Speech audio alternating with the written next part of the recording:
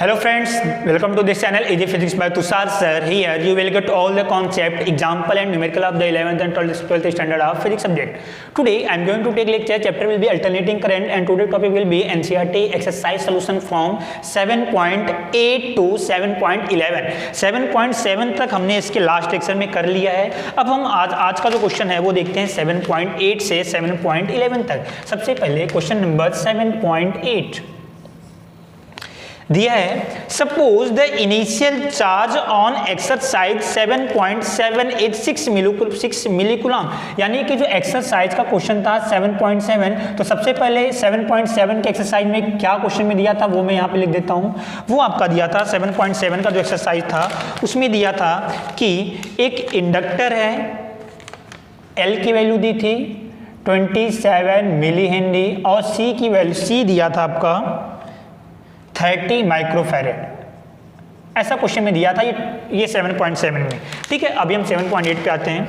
अब 7.8 में क्या दिया है? दिया है कि suppose the initial charge on exercise 7.786 मिलीकूलम. यानी कि यहाँ पर जो चार्ज है कैपेसिटर के पास, जो इनिशियल में जो चार्ज है वो कितना है 6 मिलीकूलम. अभी मैंने आपको बताया था इसके लास्ट लेक्चर में कि कहीं भी मिली दिया होगा तो उसको हम चेंज करेंगे 10⁻³ में. ये आपका हो जाएगा कितना 6 × 10⁻³ coulomb.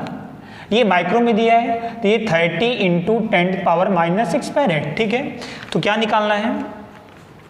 What is the total energy stored in the circuit initially. यानी कि इंडक्टर और कैपेसिटर को आपने कनेक्ट किया है तो इनिशियल में कितनी एनर्जी होगी, और दिया है कि what is the total energy at later time. यानी कि आपके पास यहाँ पर एक इंडक्टर है और ये एक कैपेसिटर है, ये L और ये C. इनिशियल में क्या यहाँ पे कोई करंट फ्लो हो रहा है? कोई करंट नहीं फ्लो हो रहा है. इनिशियल में यहाँ पे कोई भी करंट आपका फ्लो नहीं हो रहा है तो यहाँ की एनर्जी भी कितनी हो जाएगी? 0 हो जाएगी. इनिशियल में यहाँ का चार्ज मैक्सिमम है, यहाँ पे कितना चार्ज है Q, तो यहाँ की एनर्जी Q²/2C. ये आपको मैंने बताया है. तो इनिशियल में टोटल एनर्जी कितनी? तो इनिशियल में इंडक्टर की एनर्जी 0 क्योंकि वहां पे तो करंट फ्लो हो ही नहीं रहा है. इनिशियल में आपका कैपेसिटर की एनर्जी कितनी हो जाएगी? U = Q²/2C. What is the Q? Q = 6 × 10⁻³ का square divided by 2 into C की वैल्यू 30 × 10⁻�6. ये आपका आ जाएगा. इसको हम सॉल्व करते हैं. ये आपका आ जाता है 0.6 जूल. 7.8 ये आपका आ जाएगा 0.6 जूल. ये स्टार्टिंग में एनर्जी, स्टार्टिंग कंडीशन में इंडक्टर की एनर्जी कितनी? 0. कैपेसिटर की एनर्जी कितनी? 0.6. तो टोटल एनर्जी कितनी हो जाएगी हमारी? टोटल एनर्जी कितनी? 0.6 जूल. अब पूछा है कि आफ्टर सम टाइम एनर्जी कितनी हुई? तो after some time energy will be conserve. Energy अगर आपका यहां से एनर्जी लॉस होगा तो एनर्जी जाएगा कहां पर? इंडक्टर के पास. बट ओवरऑल एनर्जी कितनी होगी? ओवरऑल एनर्जी आपकी 0.6 ही रहेगी. यानी अगर यहां पर एनर्जी 0.6 है तो यहां की एनर्जी 0 है. आफ्टर सम टाइम यहां से 0.1 एनर्जी इसके अंदर चली गई तो यहां की एनर्जी कितनी? 0.1. यहां की एनर्जी 0.5. बट अभी भी टोटल एनर्जी कितनी है? 0.6 से ही है. मतलब after some time energy will be remains constant 0.6 joule. ठीक है, ये आपका 7.8.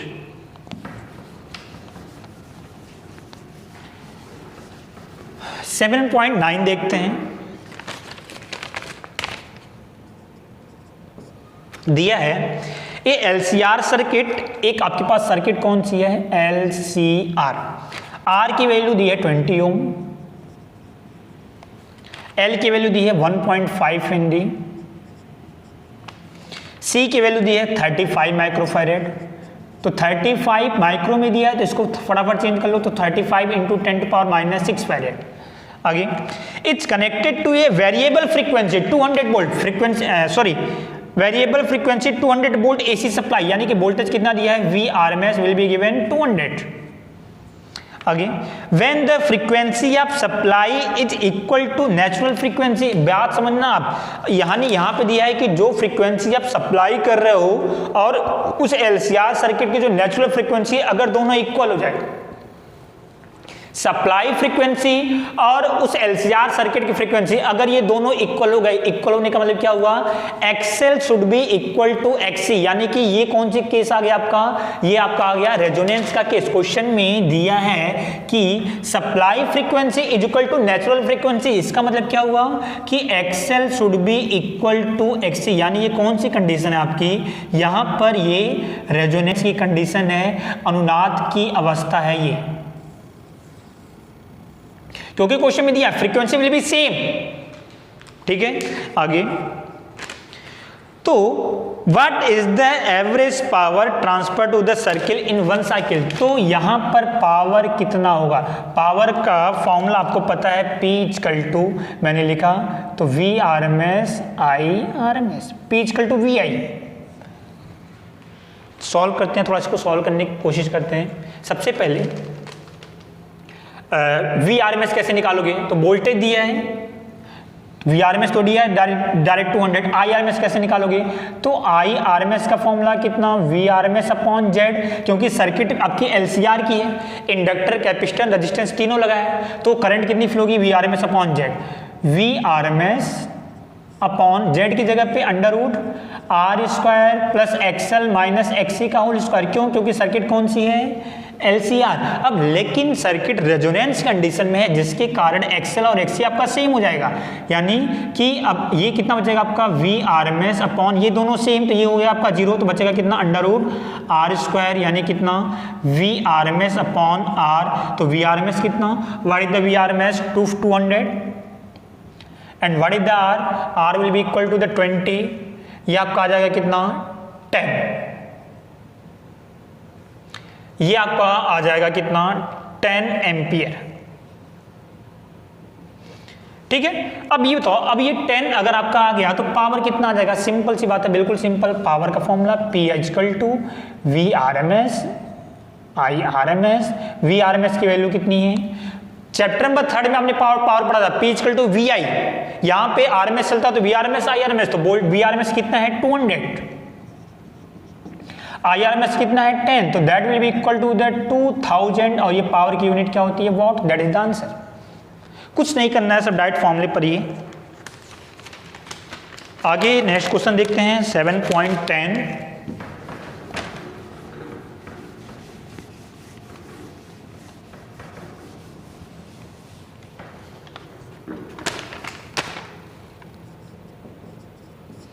सेवन 7.10 में दिया है कि a radio can tune over the frequency range of megawatt broadcast band, दिया है कि 800 kilo hertz to 1200 kilo hertz, if its LC circuit has effective inductance of 200 microhenry, what must be the range of variable capacitor।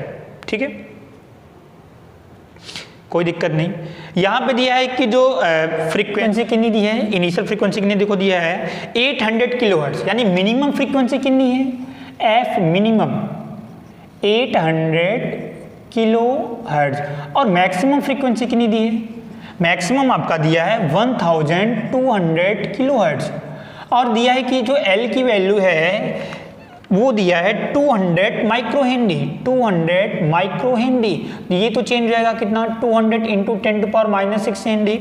आपको बताना है कि what should be the range of variable capacitor, तो capacitor की range कितनी होगी, capacitor की range यानी कि सी मिनिमम कैपेसिटर कितना होगा और मैक्सिमम कैपेसिटर कितना होगा, तो कोई दिक्कत वाली बात नहीं। आपको एफ मिनिमम दिया है, एफ मैक्सिमम दिया है, एल दिया है, तो हमारे पास फॉर्मूला है omega equal to 1/√LC। Clear, omega की जगह पे चाहो तो मैं लिख सकता हूं 2πf is equal to 1/√L into C, लिख सकते हो। बोथ साइड स्क्वायर मैंने किया है, इसको मैंने लिखा 4π² f square is equal to 1/L into C को इधर किया तो c equal to 1/4π² into F square into L, ये सी का हमारे पास फॉर्मूला आ गया। अब अगर मुझे यहाँ पर मिनिमम कैपेसिटेंस निकालना है तो यहाँ पर एफ को कैसा रखना पड़ेगा, मैक्सिमम। क्यों? क्योंकि सी और एफ एक दूसरे के इनवर्सली प्रोपोर्शनल है। एफ हमारा जितना ही कम होगा सी हमारा उतना ही अधिक होगा। मतलब अगर मुझे निकालना है सी मिनिमम तो मैंने लिखा 1/4 कांस्टेंट है, पाई स्क्वायर कांस्टेंट है, यहाँ पर एफ मैक्सिमम का स्क्वायर इंटू एल, ये मैक्सिमम होगा तभी तो ये मिनिमम होगा। और अगर मैंने निकाला C maximum is equal to 1/4 pi square into ये मैक्सिमम करो तो ये क्या हो जाएगा आपका मिनिमम, तो एफ मिनिमम का स्क्वायर इंटू एल। सॉल्व कर लेते हैं इसको। 1/4 3.14 का स्क्वायर इंटू मैक्सिमम फ्रीक्वेंसी कितनी है 1200 किलोहर्ट्ज में है, तो 1200 इंटू 10³ हर्ट्ज, ये कितना हो जाएगा 800 इंटू 10³ हर्ट्ज। बिल्कुल सिंपल, कुछ नहीं। तो एफ मैक्सिमम कितना है 1200 इंटू 10³ का स्क्वायर इंटू एल। एल कितना है, what is the L? L will be 200 into 10⁻⁻⁶। बात समझ में आया? तो इसको हम सॉल्व करते हैं। एक आपका ये आपका आ जाएगा, यहाँ पे ये आपका मिनिमम फ्रीक्वेंसी है, ये इसको आप सॉल्व करोगे 0.98 इंटू 10⁻⁻10 फैरेड। 10⁻⁻10 फैरेड को अगर आप चाहो, ये बताओ ये पॉइंट यहाँ पे है, पॉइंट को अगर मैं 2 डिजिट आगे करता हूँ तो ये कितना हो जाएगा 10⁻⁻12, यानी इसको मैं लिख सकता हूँ 198 इंटू 10⁻⁻12 फैरेड। और ये जो 10⁻⁻12 होता है इसको हम लिखते हैं पिको फैरेड, तो 198 पिको फैरेड। पिको का मतलब क्या हुआ 10⁻⁻12, ठीक है। सेम टू सेम जैसे आपने ये किया वैसे मैं यहाँ भी इसकी वैल्यू पुटअप करो तो 1/4 3.14 का स्क्वायर इंटू एफ मिनिमम कितना 800 इंटू 10⁻3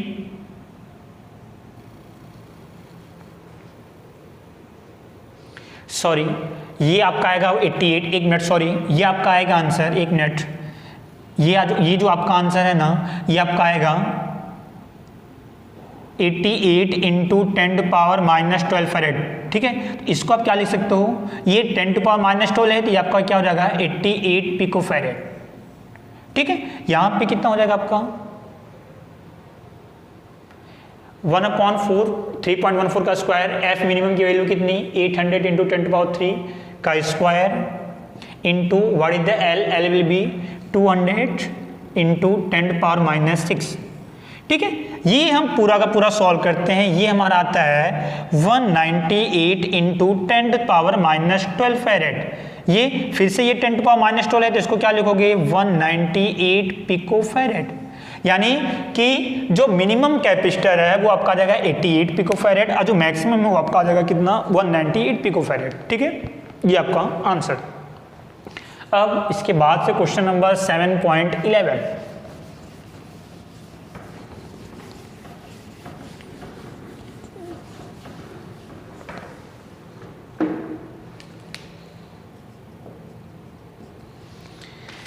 सेवन पॉइंट 11 देखो फटाफट दिया है कि फिगर शोज एलसीआर सर्किट, तो एक डायग्राम दिया है, ये रेजिस्टेंस है, ये कैपेसिटर है, ये इंडक्टर है, ये आर, ये सी, ये एल, ठीक है। आगे दिया है कि यहाँ पे जो वोल्टेज दिया है वो VRMS, ये दिया है 230 वोल्ट, एल की वैल्यू दी है 5 हेनरी, सी की वैल्यू दी है 80 माइक्रोफैरेड, आर की वैल्यू दी है 40 ओम। क्या निकालना है, सबसे पार्ट ए दिया है कि determine frequency which circuit is resonance condition. आपको फ्रीक्वेंसी निकालना है यानी ओमेगा निकालना है, कब, जब कौन सी कंडीशन हो, रेजोनेंस की कंडीशन। रेजोनेंस मतलब अनुनाद। ये बताओ तो ओमेगा कितना आपका आ जाएगा 1/√L इंटू सी, 1/√L की वैल्यू कितनी 5 और सी कितना 80 इंटू 10⁻⁻6, ये आपका -6 हो जाएगा, माइक्रो में दिया है। ये आपका ओमेगा यहाँ से आपका आ जाएगा, इसको सॉल्व करो, ये आपका ओमेगा आपका आ जाएगा कितना 50, that is the answer. Part B में देखो दिया है ऑब्टेन इंपीडेंस, इस सर्किट का नेट इंपीडेंस कितना होगा ये बताओ। तो इंपीडेंस कितना होता है, तो अनुनाद के केस में इंपीडेंस आपका आर के इक्वल होता है, तो Z should be equal to R and what is the R 40। अगर रेजोनेंस की कंडीशन नहीं रहती तो जेड कैसे निकालते, under root R square plus XL minus XL का होल स्क्वायर, बट यहाँ पर रेजोनेंस की कंडीशन है तो Z should be equal to R. And amplitude of current, amplitude of current का मतलब क्या हुआ, मैक्सिमम करंट, ये बताओ। तो I R M S is equal to V R M S upon Z. आपको मैक्सिमम करंट निकालना है तो आप आई आर एम एस की जगह पे I M by root two लिख सकते हो, तो इसको मैंने लिखा I M upon root two और ये रूट टू यहां से मल्टीप्लाई, तो V R M S into under root two upon Z लिख सकते हो, कोई दिक्कत वाली बात नहीं। तो I maximum is equal to V R M S, what is the V R M S, that is 230 into under root two upon what is the Z, Z will be equal to 40। यहां से आप solve करोगे आपका maximum current आपका आ जाएगा 8.13 ampere, that is the answer. आगे determine RMS potential drop across 3 element, आपको तीनों एलिमेंट के अक्रॉस पोटेंशियल ड्रॉप निकालना है आरएमएस।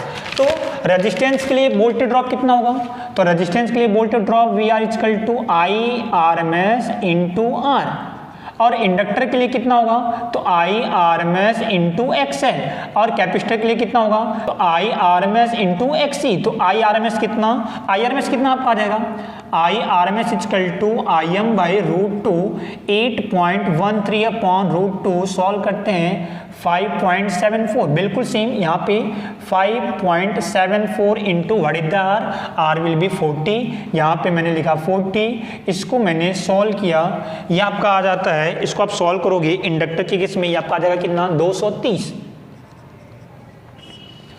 वोल्ट, बिल्कुल कैलकुलेशन है।